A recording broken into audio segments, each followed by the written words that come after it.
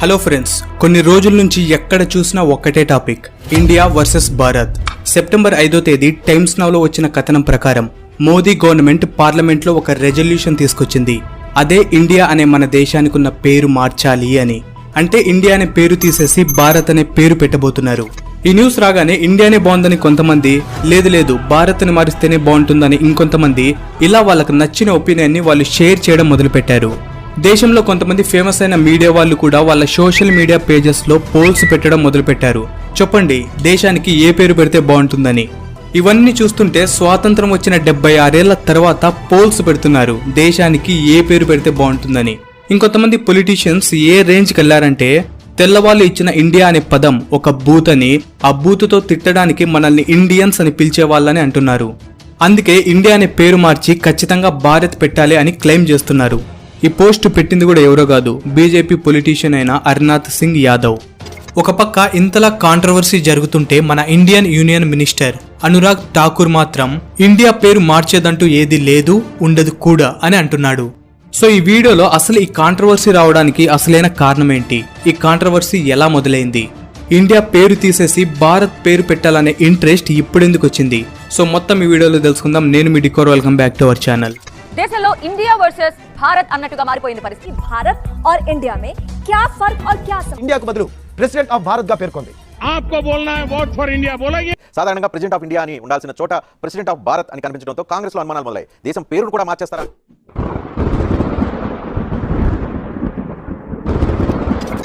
అన్నింటికంటే ముందు ఒకటి క్లియర్ చేస్తా, అసలు మన దేశం పేరు ఏంటి అని అందరికీ తెలిసే ఉంటుంది. బట్ ఈవెన్ డౌట్ ఉన్నా కూడా ఈ దెబ్బతో క్లియర్ అయిపోతుంది. ఇండియా కాన్స్టిట్యూషన్ ప్రకారం మొదటి ఆర్టికల్లోని మొదటి లైన్ని చూస్తే, India that is Bharat shall be A union of states. ఇక్కడ శ్రద్ధగా చూస్తే ఇండియా దట్ ఈస్ భారత్ అని ఉంటుంది. ఇది ఇంగ్లీష్ వర్షన్లో ఉన్న మన రాజ్యాంగంలోనిది. అదే మన తెలుగు వర్షన్లో ఉన్న రాజ్యాంగంలో చూస్తే ఇలా ఉంది, ఇండియా అనుబడు భారతదేశము అని. అలాగే ఇక్కడ మనం గమనించాల్సిన విషయం ఏంటంటే, ఇంగ్లీష్లో కాన్స్టిట్యూషన్ ఆఫ్ ఇండియా అని ఉంటుంది, తెలుగులో భారత రాజ్యాంగము అని ఉంటుంది. బట్టి తెలుస్తుంది ఏంటంటే, ఎవరైతే మహానుభావులు దేశానికి స్వాతంత్రం లభించేలా చేశారో వాళ్ళు 2 పేర్లను ఉపయోగించారు మన దేశం కోసం. ఆ పేర్లే ఇండియా ఇంకా భారత్. భారత్ అనే పదాన్ని దేవనాగరి లిపి ప్రకారం రాయడం జరిగింది. ఇండియా అనే పదాన్ని ఇంగ్లీష్లో రాశారు. రాజ్యాంగంలో ఇలా కేవలం మొదటి ఆర్టికల్లోని మొదటి వాక్యంలో మాత్రమే ఇలా రాయలేదు, చాలా చోట్ల కూడా ఉపయోగించారు. లైక్ ఆర్టికల్ నెంబర్ 52లో ప్రెసిడెంట్ ఆఫ్ ఇండియా అని, ఆర్టికల్ 63లో వైస్ ప్రెసిడెంట్ ఆఫ్ ఇండియా అని, ఆర్టికల్ 124లో supreme court of India, chief justice of India. మన రాజ్యాంగంలో వెతికితే మొత్తం బుక్ లో ఇండియా అనే పదాన్ని 900 కంటే ఎక్కువ సార్లు ఉపయోగించడాన్ని మనం చూస్తాం. ఇదే కాకుండా దేశంలో చాలా ఇన్స్టిట్యూషన్స్ కి అలాగే ఆర్గనైజేషన్స్ కి కూడా ఇండియా అనే పదం ఉపయోగించడం మనం చూస్తాం.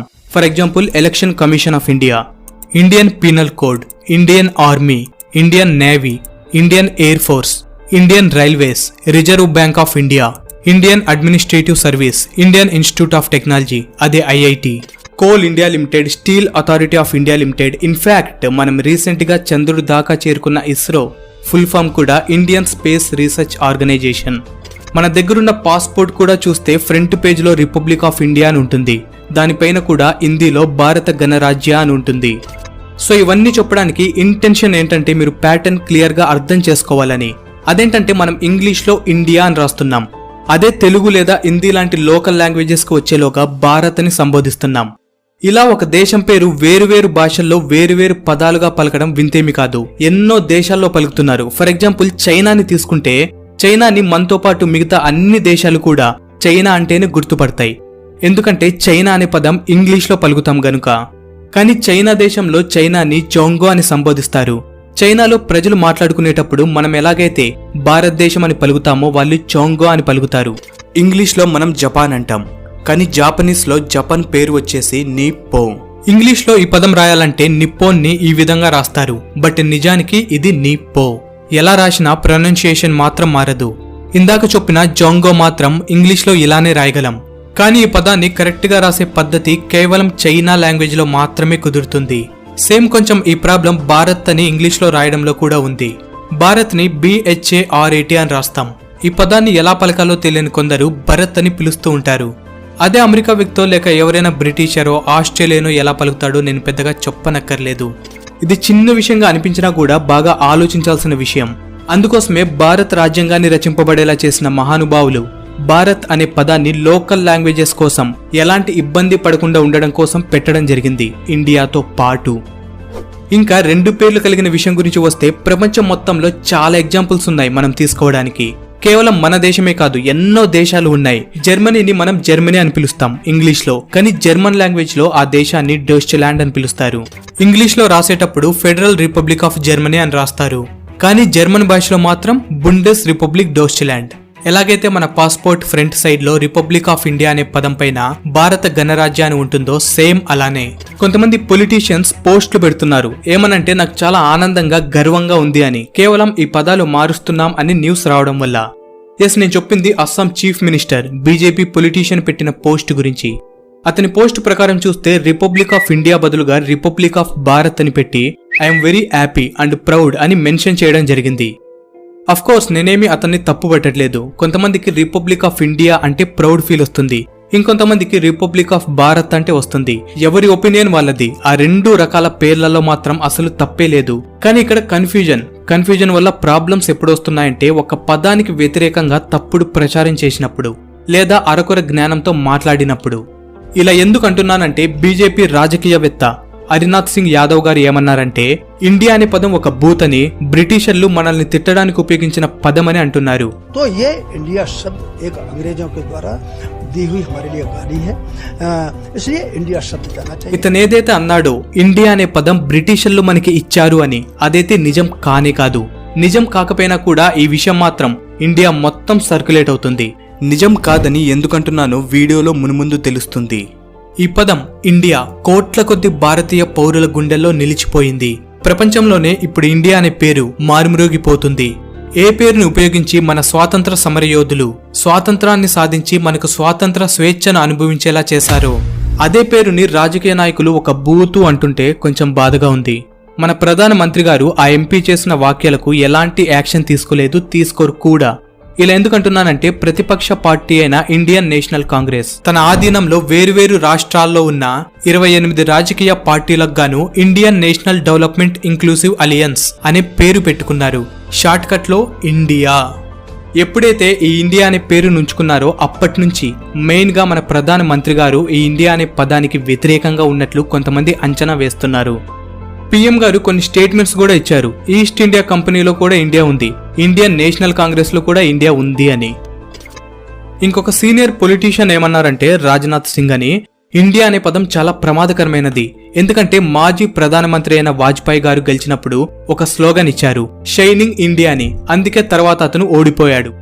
ఇప్పుడు ప్రతిపక్షంలో ఉన్న వాళ్ళు కూడా ఇండియా అనే పదాన్ని తగిలించుకున్నారు, కాబట్టి వారి ఓటమి కూడా తథ్యమని చెప్తున్నారు. నన్ను అడిగితే మాత్రం ఈ స్టేట్మెంట్ ఒక పక్క చాలా ఫన్నీగా ఉంది, ఇంకొక పక్క చాలా బాధగా కూడా ఉంది. ఫన్నీ అని ఎందుకంటున్నానంటే ఒక పొలిటీషియన్ రాజకీయవేత్త ప్రజలు ఓట్లు వేసి గెలిపిస్తే రేపటి రోజు ప్రజలను పాలించాల్సిన వ్యక్తి ఒక పదం మేము పెట్టుకోనందువల్ల మేము గెలుస్తున్నాం, మీరు ఆ పదం ఉపయోగిస్తున్నారు, మీరు ఓడిపోతారు అని అంటుంటే చాలా సిల్లీగా ఉంది. At the same time India అనే పదం ఏదైనా స్టేడియంలో మనతో పోటీ పడుతున్న వ్యక్తి పాకిస్తానో బంగ్లాదేశో ఏ దేశమైనా కూడా ఆ టైంలో గుండెల్లో నుంచి వచ్చే పదం ఇండియా ఇండియా అని. ఎదుటోడు తగ్గేంత వరకు మనం తగ్గం, ఇండియా ఇండియా అని అరుస్తూనే ఉంటాం. అలాంటి పదాన్ని ఇలా చిన్నగా చేసి మాట్లాడడం నాకైతే నచ్చలేదు. నా ఒపీనియన్ మీకేమనిపించిందో మీరు కామెంట్ చేయొచ్చు. సో ఇక్కడ ఇండియా భారత్ అనే పేర్లకు సంబంధించిన ప్రాబ్లం కేవలం ప్రతిపక్షాలు వాళ్ళ అక్రోనిమ్ ని ఇండియాని పెట్టుకోవడం వల్లే వచ్చిందా అని చాలా మందికి అనుమానం ఉంది. ఇలా ఎందుకంటున్నానంటే మన ప్రధాని గారికి ఇండియా అనే పదం వల్ల నిజంగా ఏదైనా ప్రాబ్లం ఉంటే ముందు నుంచే, అంటే వారు ఎప్పుడైతే పవర్లోకి వచ్చారో అప్పటి నుంచే ఏదో ఒక యాక్షన్ తీసుకునేవారు. కానీ అలాంటిదేమీ జరగలేదు. జరగకపోగా మోడీ గారి స్కీములు చూసుకుంటే digital India, make in India, skill India, Khelo India, ఈ స్కీమ్లన్నింటికి ఆ పేర్లు పెట్టేటప్పుడు బీజేపీ పొలిటీషియన్స్ కి ఎలాంటి ఇబ్బంది లేదు. ఎవ్వరికి కూడా అక్కడ ఇండియా అనే పదం ఒక బూతు అని అనిపించలేదు. ఇన్ఫాక్ట్ 2016లో సుప్రీంకోర్టు ఒక PIL ఫైల్ చేసింది, ఇండియా అనే పేరు తొలగించి భారత్ మాత్రమే ఉంచుదాము అని. కానీ అప్పుడు సెంట్రల్ గవర్నమెంట్ అలాగే మోదీ గవర్నమెంట్ కూడా ఆ PIL ఫైల్ ని వ్యతిరేకించి నేనేదైతే ఈ వీడియో మొదట్లో చెప్పానో రాజ్యాంగంలోని మొదటి ఆర్టికల్లోని మొదటి line India that is Bharat shall be A union states, ఈ విషయమే రిప్లైగా అదే మోదీ గవర్నమెంట్ చెప్పింది. మన దేశానికి సంబంధించిన పేర్ల గురించి ఏవైతే చర్చలు జరిగాయో అవన్నీ కూడా స్వాతంత్రం వచ్చిన తర్వాత జరిగిపోయాయి. అలా చర్చించిన తర్వాతే 2 పేర్లను కూడా రాజ్యాంగంలో ఉంచారు అని. అది విన్న చీఫ్ జస్టిస్ గారు క్లియర్ గా చెప్పారు, భారత్ లేదా ఇండియా ఈ 2 పేర్లలో ఎవరికి ఇష్టం వచ్చిన పేరుతో వాళ్ళు పిలవచ్చు, 2 ఒకటే అని, రెండింటిలో ఏ తేడా లేదు అని. తర్వాత 2020లో కూడా సుప్రీంకోర్టులో సేమ్ ఇలాంటి పిటిషన్ ఇంకొకటి దాఖలైంది. కానీ సుప్రీంకోర్టు ఆ కేసుని తీసుకోకుండా నిరాకరించింది. అప్పట్లో ఉన్న Indian chief justice Sharad Arvind Bobde గారు కూడా క్లియర్ గా చెప్పారు, ఇండియా ఇంకా భారత్ అనే పేర్లు 2 కూడా రాజ్యాంగంలో ఉన్నాయి. ఇండియా అంటే భారత్ అని రాజ్యాంగంలో ఎప్పుడో చెప్పారు. ఇప్పుడు కొత్తగా మళ్ళీ చెప్పాల్సిన అవసరం లేదు. ఈవెన్ అప్పుడు కూడా మోదీ గవర్నమెంట్ ఆ స్టేట్మెంట్ ఇండియా అనే పదానికి సపోర్టింగ్ లోనే ఉంది. కానీ ఇప్పుడు ప్రతిపక్షాలు వారి పేరును ఇండియా అని పెట్టుకోవడం వల్ల సడన్ గా నేను, మీరు, మనలాంటి ఎంతో మంది ప్రేమించే ఈ ఇండియా అనే పదం ఎందుకు తప్పుగా, కొంతమందికి బూతుగా వినిపిస్తుందో నాకైతే అర్థం కావట్లేదు. రాజకీయాలలో రాజనీతి చేయాలి, ఎందుకంటే అది వారి పని, అలా చేసి గెలవాలి, తప్పు లేదు. కానీ అధికారం కోసం మాలాంటి సాధారణ ప్రజల్లో నిండిపోయిన దేశ పేరుని స్వాతంత్ర సమరయోధులు ఎవరైతే మనకు స్వేచ్ఛగా బతికే హక్కునిచ్చారో వారు రాజ్యాంగం రచించే ముందే బాగా చర్చించి అందులో ఉంచిన పేరుని ఇప్పుడు బూతు అని మీరంటుంటే నిజంగా నాకైతే నచ్చట్లేదు. మొన్నటి వరకు హిందూ ముస్లిం అని, క్యాస్ట్ అని డివైడ్ చేసి రాజకీయాలు సాగుతుంటే ఇప్పుడు దేశ పేర్ల విషయంలో కూడా ఇండియా, భారత్ అని వేరువేరు గ్రూపులు క్రియేట్ అయ్యి కొట్టుకునే స్టేజ్కి వచ్చింది. నేను ఇక్కడ రాజకీయ పార్టీకి గాని, రాజకీయ వ్యక్తులకు గాని వ్యతిరేకంగా మాట్లాడట్లేదు. ఏదైతే న్యూస్ బయటకు వచ్చిందో ఆ న్యూస్ కి నా ఒపీనియన్ మాత్రమే చెప్తున్నాను. కోట్ల మంది గుండెల్లో ఉన్న ఇండియా అనే పదాన్ని డీఫేమ్ చేసిన, బూతు అని ఎవరైనా అన్నా అదైతే చాలా చాలా పనికిమాలిన మూర్ఖపు స్టేట్మెంట్ అని నేనంటాను. ఎందుకంటే కొద్దిగా కామన్ సెన్స్ ఉన్న రాజ్యాంగంలో క్లియర్ గా ఉంది ఇండియా అంటే భారత్ అని. మళ్ళీ మీరు సెపరేట్ గా ఇండియా వేరు భారత్ వేరు అని చెప్పడం ఏంటి? నాకైతే అర్థం కావట్లేదు. ఇప్పటికీ మీలో చాలా మందికి ఈ పేర్ల విషయంలో ఏదైనా ఇబ్బంది లేదా ఇండియా అనే పేరు తీసేయాలి, భారత్ అనే పేరే ఉండాలి ఎక్కడైనా కూడా అని ఆలోచిస్తే I don't have any words for you. ఎందుకంటే ఒకవేళ ప్రతిపక్ష నాయకులు ఇండియా కాకుండా భారత్ అని పేరు పెట్టుకుని ఉంటే, ఇండియా అనే పదాన్ని మనం వాడుతున్నాం కదా, భారత్ అనే పదం ఎందుకింగా వద్దు తీసేయండి అని అంటారా? అన్నారు కదా. బట్ ఇప్పుడెందుకు తప్పుడు ప్రచారాలు చేస్తున్నారు? అలాగే కొన్ని సోషల్ మీడియా పోస్టులు పెట్టి కూడా ఈ విషయాన్ని సర్క్యులేట్ చేస్తున్నారు. కమలా పసంద్ బ్రాండ్ అంబాసిడర్ అయిన వీరేంద్ర సెహ్వాగ్ గారు ఒక ట్వీట్ చేశారు, భారత్ అనే పేరు రాబోతున్నందువల్ల చాలా సాటిస్ఫైగా ఉంది అని. సెహ్వాగ్ గారు your a famous cricketer, we know that. ఒకసారి కాన్స్టిట్యూషన్ చూడండి, ఇండియా భారత్ అని సెపరేట్ గా ఏమీ లేవు ఇక్కడ. భారత్ అన్నా మనమే, ఇండియా అన్నా మనమే, మనం 2 పేర్లను అడాప్ట్ చేసుకున్నాం.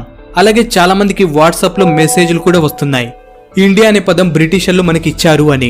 వాట్సాప్ లో వచ్చే ఫేక్ స్టోరీస్ కాదు, పుస్తకాలు చదవండి. నిజమేంటంటే ఫ్రెండ్స్, భారత్ అనే పేరులాగే ఇండియా అనే పేరు కూడా వేల సంవత్సరాల క్రితం నుండి ఉంది. ఋగ్వేదంలో 1వ మండలికం 35వ సూక్తి 8వ శ్లోకంలో సప్త సింధు అనే పదాలు చూడొచ్చు. దీనర్థం 7 నదులు, సప్త నదులు అని అంటుంటాం కదా, అవే. పురాతన పర్షియన్ భాషలో సింధుని ఇందు అని పిలిచేవారు. జొరోస్ట్రియన్ అనే వీళ్లను మనం పర్సీస్ అని పిలుస్తాం. వీళ్ళు పర్షియా నుండి వచ్చారు. అప్పట్లో ఉన్న ఈ పర్షియా అనే ప్రాంతాన్ని ఇప్పుడు మనం ఇరాన్ అని పిలుస్తున్నాం. వీరికి సంబంధించిన దివ్య గ్రంథంలో సప్త సింధు అనే పదాలను అప్త్ ఇందు అని ఉండడం మనం చూస్తాం. నేను ఇక్కడ ఈ నదులను రిఫర్ చేయట్లేదు, మొత్తం ఈ భూ ప్రాంతం గురించి చెప్తున్నాను. ఇదంతా సింధు నదికి సంబంధించిన ఒక బేసిన్. ఇప్పుడు చెప్పబోయేది 3000 సంవత్సరాల కంటే పురాతనమైనది, అంటే 1200 BC. 516 BC కాలంలో పర్షియన్ అకమెనిడ్ ఎంపైర్ కి చెందిన డేరియస్ I తన ఎంపైర్ సహాయంతో సింధు వ్యాలీని జయిస్తాడు. అకమెనిడ్ అనే పేరు అప్పట్లో మొత్తం పర్షియన్ ఎంపైర్ ని పిలవడానికి ఉపయోగించే పేరు. ఆ ఎంపైర్ లో ఈ డేరియస్ I అనే అతను ఒకానొక రాజు. ఈ అకమెనిడ్ ఎంపైర్ వల్ల గ్రీక్ వాళ్లకు ఈ అప్త్ ఇందుకు సంబంధించిన విషయాలు తెలుస్తాయి. సో ఈ గ్రీకులు మనం పలికే ఇందూస్ అనే పదంలో హెచ్ పలకదని ఆ హెచ్ లెటర్ ని తీసేయడం జరిగింది. అలా సింధుని కాస్త వాళ్ళకు అనుగుణంగా ఇండస్ గా మార్చుకున్నారు. గ్రీక్ హిస్టారియన్ అయిన హెరోడోటస్ తన రచనల్లో ఇండస్ రివర్ లో ఎలాంటి విచిత్రమైన ముసలుండేవో అని రాశాడు. అక్కడ మనం ఇండియా అనే పదాన్ని మెన్షన్ చేయడం కూడా చూస్తాం. అతను రచించిన బుక్ లోని 127వ పేజీలో అతను క్లియర్ గా రాశాడు, there are many Indian nations, none speaking the same language, some of them are nomads, some not. 3rd century BCE Alexander మన దేశాన్ని ఆక్రమించడానికి వచ్చే నాటికల్లా ఆల్రెడీ ఇండియా అనే పదం వాడుకలో ఉంది. ఈ ఇండియా అనే పదం జియోగ్రాఫికల్ గా చూసుకుంటే ఇండస్ నది చుట్టుపక్కల ప్రాంతాన్ని పిలవడానికి ఉపయోగించేవారు. మెగస్తనీస్ ఇంకా లూసియన్ రైటింగ్స్ లో కూడా మనం ఈ విషయాలను చూస్తాం. ఫస్ట్ సెంచరీ ఏడీ కాలంలో మిడిల్ పర్షియన్లో స్థాన్ అనే పదాన్ని చివరన చేర్చుకుంటూ ఉండేవారు. స్థాన్ అంటే బేసికల్గా ఒక రీజియన్ లేదా కంట్రీ అనే అర్థం. అలా పుట్టుకొచ్చిందే హిందుస్థాన్. 262 ఏడీ కాలంలో నక్సే-ఇ-రుస్తుమ్ అనే ఇన్స్క్రిప్షన్లో హిందుస్థాన్ ఇంకా ఇండస్ ల్యాండ్ అనే 2 పదాలు కూడా ఉపయోగించడం జరిగింది. ఇంకో పక్క భారత్ ఇంకా భరత్వర్ష్ అనే పదాల గురించి వస్తే ఈ పదాలు మన పురాణాల్లో ఎపిక్ మహాభారతాల్లో చూడొచ్చు. అందుకే ఇండియా, భారత్, హిందూ, హిందుస్థాన్ ఈ పదాలన్నీ కూడా ఎన్నో వేల సంవత్సరాల పురాతనమైనవి. హిందూ, హిందుస్థాన్ అనే పదాలు పర్షియన్ ద్వారా మనకొచ్చాయి. ఇండియా అనే పదం గ్రీక్ ద్వారా పుట్టుకొచ్చింది. సెహ్వాగ్ లాగా ఆలోచించే వాళ్లకు నేను చెప్పదలుచుకున్నది ఒక్కటే, ఇండియా అనే పదం ఫారినర్స్ నుంచి వచ్చింది అందుకే నాకు నచ్చలేదు అని మీరు అనుకుంటే మాత్రం హిందుస్థాన్ అనే పదం కూడా మీరు వాడకండి. నిన్ను నువ్వు హిందూ అని సంబోధించుకుంటే హిందూ అని కూడా సంబోధించుకోకు. ఎందుకంటే హిందూ అనే పదం కూడా ఫారిన్ నుంచి వచ్చిందే. మీరేదైతే ఆడుతున్నారో క్రికెట్, అది కూడా ఫారిన్ గేమే సెహ్వాగ్ గారు. ఆఖరికి తను తెరిచిన స్కూల్ కూడా సెహ్వాగ్ ఇంటర్నేషనల్ స్కూల్. అందులో ఇంగ్లీష్ లో ఎందుకు బోధిస్తున్నారు? అది ఫారిన్ లాంగ్వేజ్ కదా. అలాగే కోట్ ప్యాంట్ ఎందుకు వేసుకుంటున్నారు? మన సాంప్రదాయకరమైన కుర్తా వేసుకోండి, ఎందుకంటే కోట్ ప్యాంట్ కూడా ఫారెన్ వాళ్ళదే. ఇలా చెప్పుకుంటూ పోతే చాలానే ఉన్నాయి. ఇక్కడ సెహ్వాగ్ గారికి నేను ఇచ్చే 2 సజెషన్స్ ఏంటంటే, ముందు ఆ గుట్కా అడ్వర్టైజ్మెంట్లు ఆపేయండి. మీరు దేశం మీద అంత గౌరవం, అంత దేశ చింతన ఉంటే దేశ ప్రజల మంచి గురించి ఆలోచించండి. డబ్బులు వస్తున్నాయని చెప్పి అలాంటి హానికారక వాటిని ప్రజలకు ప్రమోట్ చేయకండి. ఇంకా రెండోది ఏంటంటే, మీకు భారత్ అని పిలవాలనుకుంటే అలానే పిలవండి, ఎవరాపారు మిమ్మల్ని? ఒక్కసారి గుర్తు తెచ్చుకోండి, మీరు వేసుకున్న జెర్సీ పైనున్న పెద్ద పెద్ద అక్షరాలు కలిగిన ఇండియా అనే పదాన్ని. మీరు మ్యాచ్ ఆడేటప్పుడు కోట్ల మంది అభిమానులు ఎలాంటి స్వార్థం లేకుండా వారి గుండెల నుంచి వస్తున్న ఇండియా అనే పదాన్ని గుర్తు తెచ్చుకోండి. స్టిల్ ఇప్పటికీ ఇండియా అనే పదం నచ్చకపోతే నథింగ్ డూయింగ్, ఇండియా పదం వాడకండి, హిందుస్థాన్ అనే పదం కూడా వాడకండి, భారత్ అనే పదాన్ని ఉపయోగించండి, మీ ఇష్టం. ఒకవేళ ఏ తప్పు లేకపోతే ఇండియా అనే పదానికి వ్యతిరేకంగా ప్రచారం చేయాల్సిన అవసరం లేనే లేదు.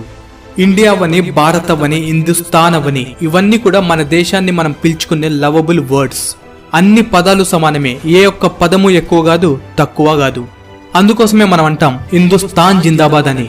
అందుకోసమే మనం పాడుతాం సారే జహా సే అచ్చా హిందుస్థాన్ హమారా. అలాగే మనం అంటాం భారత్ మాతాకి జై, జై హింద్, జై భారత్. అలాగే ఐ లవ్ మై ఇండియా అని కూడా. మనందరం కూడా సమాన విలువలు కలిగిన ఈ పేర్లలో లేని హెచ్చుతగ్గులు చూపియడం, వాటి వల్ల లేని గొడవలు సృష్టించుకోవడం, వీటిలో ఏదో ఒక పేరుకి సొంత లాభాల కోసం గౌరవం తగ్గించేలా మాట్లాడడం, ఇవన్నీ కూడా అవసరం లేని పనులు, అసలు చెయ్యకూడని పనులు. ఒక్కటి గుర్తుపెట్టుకోండి, ఇవన్నీ కూడా సృష్టించింది కొంతమంది స్వార్థపరులు వాళ్ళ సొంత లాభాల కోసం జనాలతో ఆడుకుంటున్న ఆటలు. ఎస్, ఈ టాపిక్ సంబంధించి ఎన్నో నిజాలు చెప్పొచ్చు, బట్ ఒక సాధారణ వ్యక్తి అయిన నేను ఇంతకు మించి మాట్లాడడం, ఈవెన్ అది నిజమైనా కూడా అది నాకు మంచిది కాదు. అందుకోసమే వీడియోని ఇంతటితో ఆపేస్తున్నాను. అలాగే వీడియో గురించి మీరు ఖచ్చితంగా కామెంట్ చేయండి. నెక్స్ట్ వీడియోలో మళ్ళీ కలుద్దాం. ఈ వీడియోకి మాత్రం కామెంట్ చేయడం మాత్రం అస్సలు మర్చిపోకండి. Thank you.